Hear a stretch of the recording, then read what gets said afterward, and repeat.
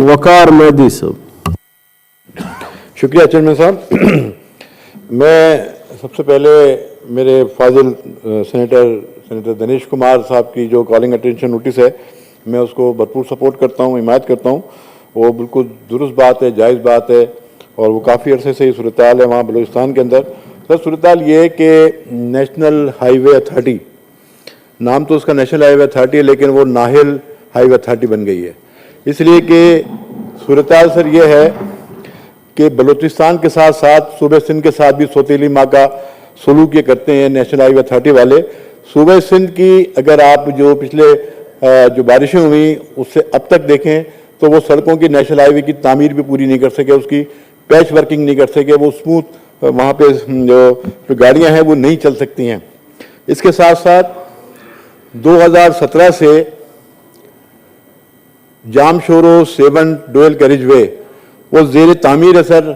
6-7 सालों में वो अब तक नहीं बन सका, और आपको मालूम है कि वहाँ पे शहबाज कलंदर के मज़ार पे ज़ियारत के लिए बड़ी तादाद जो है वो जाती है, उस रोड से सफ़र करती है। पंजाब से भी बड़ी तादाद में दोस्त आते हैं, बलूचिस्तान से भी आते हैं, खैबर पख्तूनख्वा से भी आते हैं, कश्मीर से भी आते हैं, तमाम आते हैं। लेकिन वो वहाँ पे इतने हादसात होते हैं, और आप अगर उसका अंदाज़ा लगाएं तो एक साल में कोई 30-40 हादसात बड़े वहाँ हुए हैं, जिसमें हमारे कई लोगों की कीमती जानें चली गईं।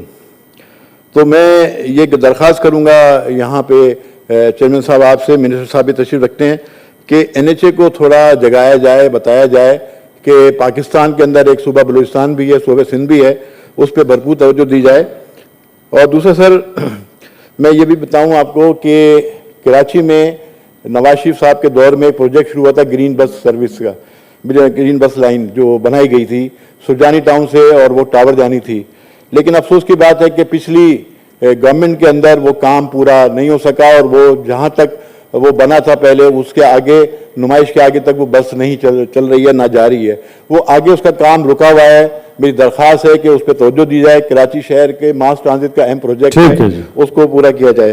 और सर, पॉइंट नोटेड सर। एक बाकी साथी भी आपकी बात करना सर, मैं 1 मिनट लूँगा जी। यहाँ पे वो बच्ची रिजवाना की बात हुई सर, देखें कवानीन मौजूद हैं, चाइल्ड प्रोटेक्शन एक्ट भी मौजूद है, चाइल्ड लेबर भी मौजूद है, वज़ीर कानून तशरीफ़ रखते हैं। मैं कहता हूँ कि कवानीन तो बन जाते हैं, उस पर अमल दरामद के वो अफराद, वो इदारे, वो अफसरान कहाँ होते हैं, वो क्यों नहीं देखते? आज भी आप जाइए, बहुत सारे होटल्स के अंदर अंडर एज बच्चे वहाँ पे काम कर रहे हैं, कोई वेटर काम कर रहा है, कुछ कर रहा है, उस पर कोई तवज्जो नहीं। अब ये जो जज साहब जिनके घर में वो बच्ची काम कर रही थी, क्या वो कानून नहीं समझते थे?